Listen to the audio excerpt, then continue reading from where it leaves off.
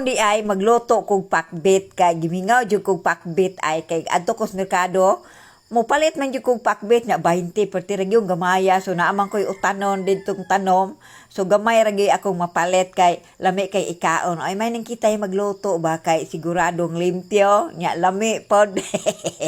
makasigurado gitang safe gyud ang atong gikaon no so ako nang gihugasan ako mga gulay-gulay kay di pa man atrasaw god pilaray pagluto og pinakbet pilaran gyud ni siya ka di nakaabtag medya oras layo ra kayo ay so nagpalit ra man ko dito og hipon kay mao ra man ginisagol sa atong pakbet baya hipon no so sus mura ko galaway sa akong giluto oy kay lami na jud kang ikaon